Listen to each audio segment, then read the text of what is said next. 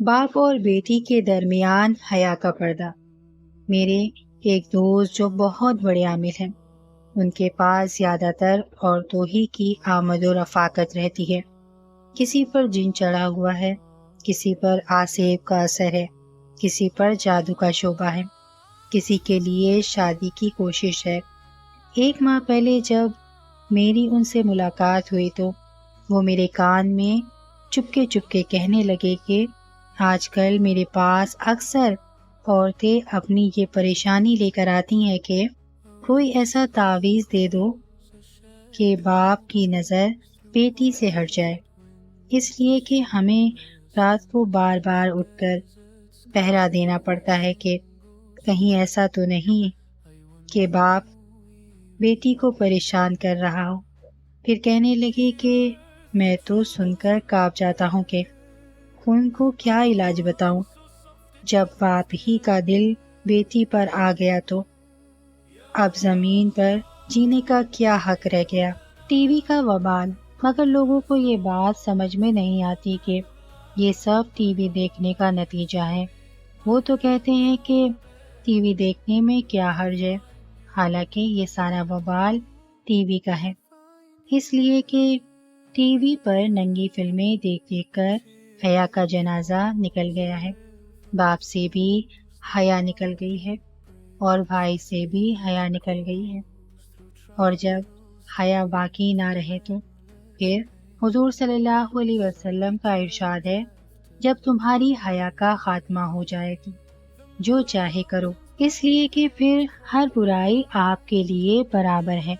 حیا ہی یہ بتاتی ہے کہ دیکھ، یہ تیری بیٹی ہے اور یہ تیری بہن ہے، یہ تیری ماں ہے اور یہ تیری بہو ہے۔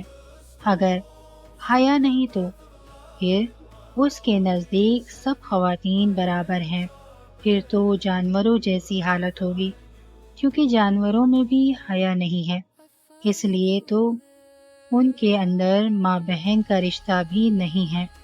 انسان کے اندر اللہ تعالیٰ نے حیا کا مادہ رکھا ہے، وہ حیا ہی اس کو ان باتوں سے روکتی ہے اور جانوروں سے ممتاز کرتی ہے۔ ٹی وی حیا صاف کرنے کا استورا ہے، بہرحال یہ ٹی وی حیا صاف کرنے کا استورا ہے، اخلاق کو برباد کرنے کا ذریعہ ہے، ایمان کو غارت کرنے کا سبب ہے۔ جس طرح استورے سے سارے سر کے بال صاف ہو جاتے ہیں، اسی طرح ٹی وی اور فلمیں دیکھنے سے انسان کی حیا کا خاتمہ ہو جاتا ہے، اخلاق کا خاتمہ ہو جاتا ہے، اعمال کا خاتمہ ہو جاتا ہے، اور آخر میں بعض مرتبہ ایمان بھی چلا جاتا ہے۔ بہرحال جو عورتیں دوسرے مردوں پر نظر رکھتی ہوں اور ان سے ناجائز تعلقات رکھتی ہوں تو اس کے لیے یہ عذاب ہے کہ جہنم میں اس کو چھاتیوں کے بل لٹکایا جائے گا، لہٰذا اس گناہ سے بچیں۔ چوتھی عورت پر عذاب کا سبب استحاضہ ہے۔ چوتھی عورت جس کو حضور اقدس صلی اللہ علیہ وسلم نے اس حالت میں دیکھا کہ اس کے دونوں پیر سینے سے بندھے ہوئے ہیں اور دونوں ہاتھ سر سے بندھے ہوئے ہیں، اس کے بارے میں آپ صلی اللہ علیہ وسلم نے فرمایا کہ یہ وہ عورت ہے جو دنیا میں جنابت اور حیض سے پاک صاف رہنے کا اہتمام نہیں کرتی تھی اور نماز کے ساتھ بڑی لاپرواہی بلکہ استحاضہ کا معاملہ کرتی تھی۔ غسل فرض میں تاخیر کی حد۔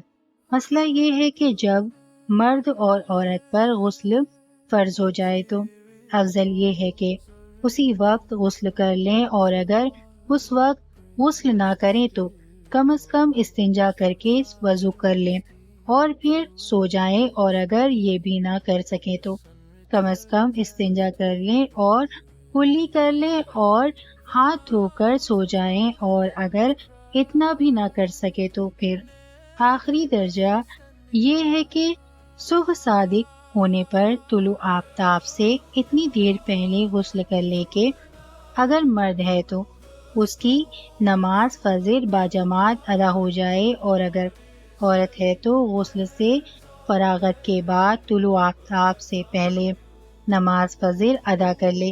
یہ آخری درجے ہیں۔ اس سے زیادہ تاخیر کرنے کی گنجائش نہیں ہے۔ لہٰذا اگر کوئی شخص جنابت کی حالت میں سو گیا اور پھر سورج نکلنے کے بعد اٹھا تو اس کے لیے یہ عذاب اور وبال ہے، کیونکہ غسل کرنے میں اتنی تاخیر کرنا جس کی وجہ سے جماعت چھوٹ جائے یا نماز قضا ہو جائے ناجائز اور حرام ہے۔ دیر سے سونے کی نحوست۔ ہمارے یہاں دیر سے سونے کا ایسا مخصوص فیشن چل پڑا ہے جس کی وجہ سے عموماً صبح سویرے اٹھنا مشکل ہوتا ہے۔ رات کو اتنی دیر جاگنا کہ جس کی وجہ سے فجر کی نماز قضا ہو جائے جائز نہیں ہے۔ پھر اگر جنابت کی حالت میں ہو تو فجر کی نماز کا قضا ہونا اور یقینی ہو جاتا ہے، چاہے وہ مرد ہو یا عورت، اور جنابت کی حالت میں اس طرح ساری رات گزارنا کہ فجر کی نماز بھی قضا ہو جائے اور زیادہ ناجائز ہے اور گناہ ہے اور باعث عذاب ہے۔ لہٰذا اس گناہ سے بھی بچنے کی فکر کرنی چاہیے۔ ماہواری سے پاکی پر فوراً غسل۔ اسی طرح ماہواری کے معاملے میں بھی یہ حکم ہے کہ جو ہی طہارت ہو جائے اور پاکی کی علامت پائی جائے اور اس وقت کسی نماز کا بھی وقت ہے، اور امکان یہ ہے کہ اگر جلدی سے غسل کر لیا جائے تو وقت نکلنے سے پہلے کم از کم اللہ اکبر کہنے کا وقت مل جائے گا تو اس وقت کی نماز فرض ہو جائے گی، اور اگر اس سے زیادہ وقت ملے تو پھر بطریق اولا نماز فرض ہو جائے گی۔ لہٰذا اس وقت حکم یہ ہے کہ فوراً جلدی سے غسل کر کے نماز پڑھیں۔ مثلاً نماز کا وقت ختم ہونے میں 1 گھنٹہ باقی ہے اور پاکی کی علامت پائی گئی تو وہ فوراً غسل کر کے نماز پڑھیں۔ لیکن آج کل خواتین میں یہ مرض عام ہے کہ اس وقت کو لاپرواہی میں گزار دیتی ہیں، چنانچہ اگر رات کو عشاء کے بعد پاک ہو گئی تو ساری رات بغیر غسل کے ناپاکی کی حالت میں گزار دیتی ہیں، حالانکہ صبح صادق سے پہلے غسل کر کے عشاء کی نماز پڑھنا ان پر فرض ہو چکا ہے۔ اس لیے ایسی صورت میں ان کو چاہیے کہ غسل کر کے پاک صاف ہو جائیں اور نماز ادا کریں۔ حضرات صحابیات کا آخرت کی فکر کی وجہ سے یہ حال تھا کہ وہ رات کو بار بار اٹھ کر اور چراغ جلا کر دیکھا کرتی تھی کہ کہیں ایسا تو نہیں کہ طہارت ہو چکی ہو اور نماز فرض ہو چکی ہو اور ہماری نماز قضا ہو جائے۔ آج کل تو چراغ جلانے کی زحمت بھی نہیں ہے، صرف بٹن دبانے کی دیر ہے جس میں کوئی وقت نہیں ہے۔ اس کے باوجود آج کل کی خواتین کے اندر لاپرواہی کرنے اور کئی نمازیں ضائع کرنے کا عام رواج ہے، اور ایسی ہی عورتوں کے لیے یہ عذاب اور وبال ہے جو حضور اکرم صلی اللہ علیہ وسلم نے اس حدیث میں بیان فرمایا۔ لہٰذا جنابت اور ماہواری کے معاملے میں بہت ہوشیار رہنے کی ضرورت ہے کہ اس کی وجہ سے ہماری کوئی نماز قضا نہ ہونے پائے، اور عام حالت میں بھی نماز قضا کرنے سے بچنا ضروری ہے۔ عذاب کا سبب نماز کا استحاضہ ہے۔ اس حدیث کی تیسری وجہ جو حضور اکرم صلی اللہ علیہ وسلم نے بیان فرمائی وہ نماز کا استحاضہ اور مذاق اڑانا ہے، اور نماز کو معمولی سمجھ کر اس کی طرف سے لاپرواہی کرنا ہے۔ اس معاملے میں ہمارے عام مردوں اور عورتوں کا تقریباً یکساں حال ہے، چنانچہ جتنے نوجوان ہیں عموماً ان کے اندر نماز کا اہتمام نہیں، نہ لڑکوں میں اور نہ لڑکیوں میں۔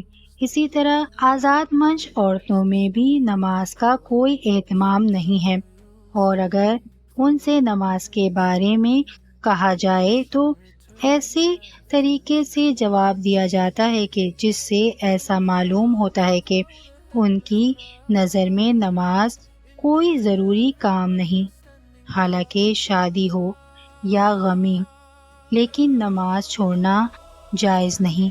آج کل کی تقریبات میں دیکھیے، ان میں کس طرح لڑکوں اور لڑکیوں اور مردوں اور عورتوں کی نمازیں برباد ہوتی ہیں، اور ایسی تقریبات در حقیقت وبال ہیں۔ اللہ تعالیٰ بچائے، آمین۔